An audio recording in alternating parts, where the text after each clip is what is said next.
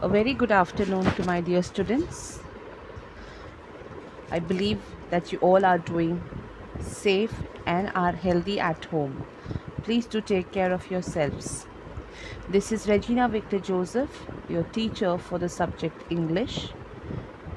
I welcome you all for the online class on behalf of our NTCC High School family. Instructions: use earphone or headphones for better learning purpose. Sit in a quiet place. Keep a notebook and pencil handy.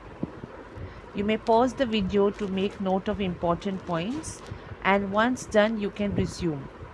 Stay safe and healthy at home. Children, today we are doing grammar continuation. We have learned so far what is sentence, subject and predicate. Moving further, now we are going to do recap. What is a sentence? A sentence is a group of words that tells a complete thought. Okay, please keep this in mind. A sentence is a group of words that tells a complete thought.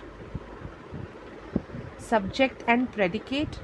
A sentence has a subject, that could be the noun, like who or what the person is doing, and a predicate is a verb. So in this sentence we come to know that the subject is doing or did something. So it gives you a little more information to whom or what, where, when or how. For example, if you see in this sentence, you can see a girl who's sitting on the grass, right here. So it says the girl is sitting on the grass. So who is sitting on the grass? The girl. And where is she sitting? She's sitting on the grass. So the subject is the girl, is sitting on the grass is the predicate. Okay. Again over here, the next slide tells you about the subject, who and what in the sentence is about. In this picture, here if you see on the left hand side, Sarah plays. So here, who is playing? Sarah. Sarah is playing. And in the next sentence it says predicate, what the subject is doing. So you can see a picture. The boy is writing, his name is Greg. Okay, and Greg is writing, so the predicate is writes. Okay, children.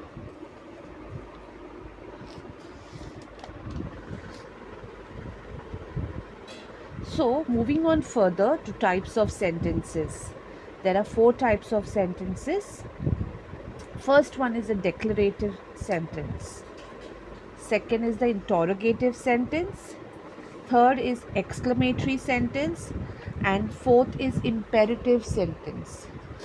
So these are the 4 types of sentence. I will explain one by one so it is easy for you to understand. What is a declarative sentence? A declarative sentence is a sentence that expresses a statement in general. It declares something, like whenever you want to say something, you have to say it. So I am declaring that thing, like I'm making a statement. So that is called a declarative sentence. Second point, this type of sentence is used to convey a message, for instance expressing your opinion or view about a particular point. It is the most common of all the 4 types of sentences.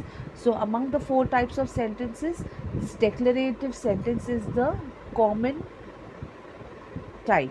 Okay, when you see the example you will understand. So the first example for declarative sentence, children, is it is a good day.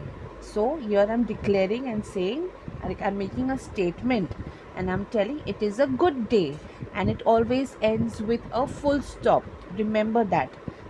The sentence starts with a capital letter and ends with a full stop, or whatever is the sentence, you have to use that particular punctuation mark. Most important, children. Second sentence, she loves listening to music.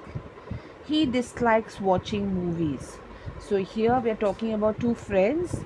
and they are saying that she loves listening to music, but he dislikes watching movies. Dislikes means he doesn't like watching movies. Next sentence. My laptop is missing. So I'm telling that my laptop is missing because it is missing. Next sentence. James is unwell. Therefore, she is absent from school today. So here we are talking about James, and James is unwell. So therefore, she is absent from school today. Next, the vegetables are greener after the rain. So we are saying that the vegetables are more greener after the rain, because why? Why they are green? Because it rained. Next, his motorbike was brand new and now it is missing. So this particular person bought a new motorbike and now it is missing. Someone has robbed his motorbike. My mum loves to dance, but my father prefers to listen to music instead.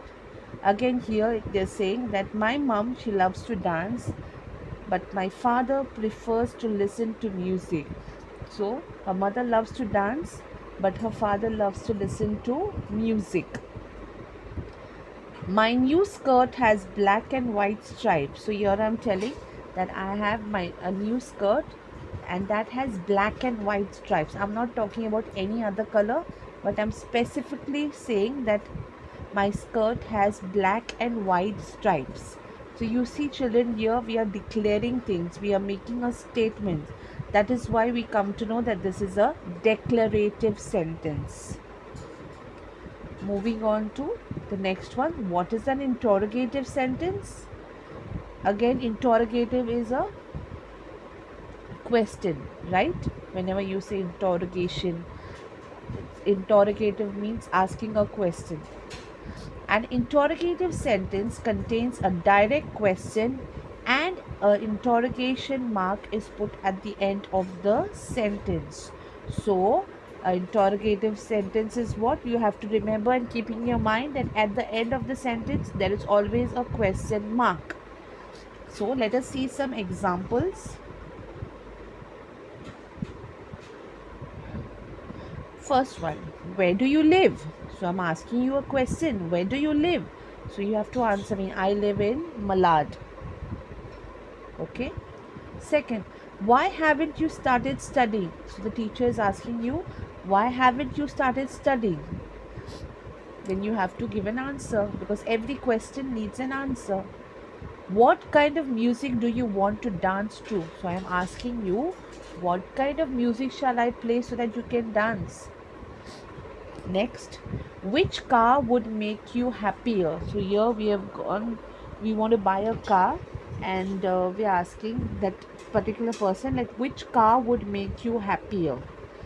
Next, which do you prefer, white or red? I have selected a t-shirt and both the t-shirt is very pretty. So I'm asking my friend like which color do you prefer, the white or the red t-shirt? Next, who finished your meal today? Raise your hand. So I'm asking the class, who finished your meal today? Raise your hands, children. So then you will all raise your hand, whoever finished your meal. Meal is your food.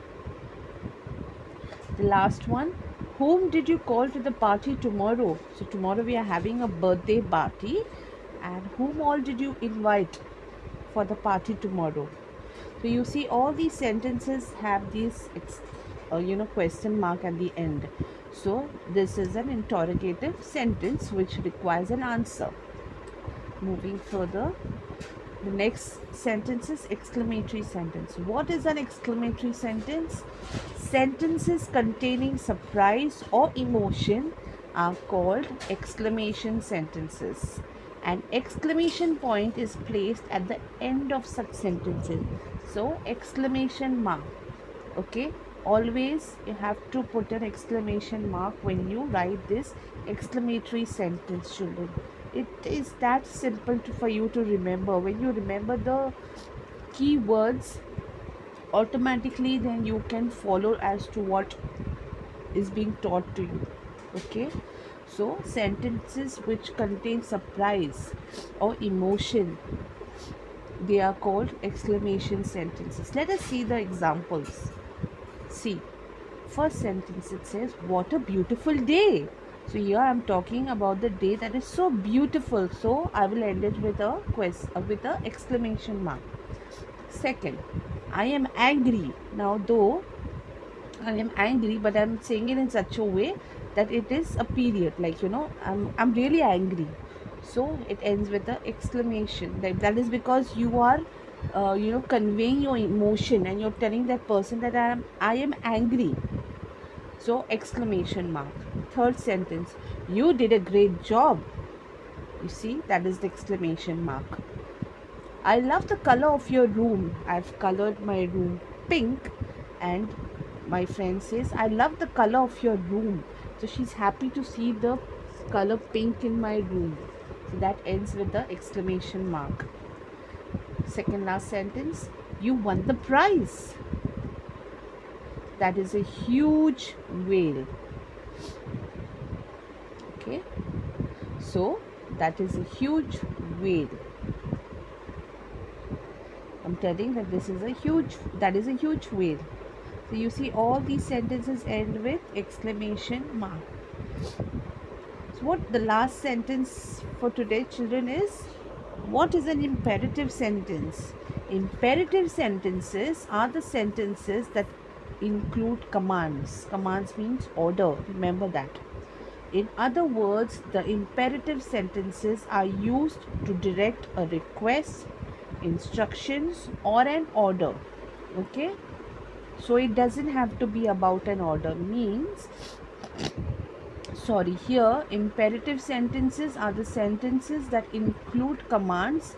In other words, the imperative sentences are used to direct a request, like you can use them as a request, or you can instruct someone to do something, or you can also order somebody at the same time. So you can use this imperative sentence in three categories: request, instructions, order. Like, it doesn't have to be in any sequence, like first it should be request, second it should be instruction, third it should be order. No, you can randomly pick anything. Okay, you have to understand that. What are the examples? Don't be afraid, we are here, folks. So here I'm saying, don't be afraid, we are here, folks. Folks means friends. Okay, so I'm telling that you don't have to be afraid, we are here. Next, show me some respect, son. So the father and the son are talking, and the son is a little bit naughty, and the father tells the son, when you're talking, show me some respect. So you see, this is a request. Stop the car immediately. So here we are driving, and the person says, stop the car immediately. This is an order. Move your legs, there would be a little pain. So you're sitting in the car and you're traveling, like you're going to your native place or your village, and you are traveling.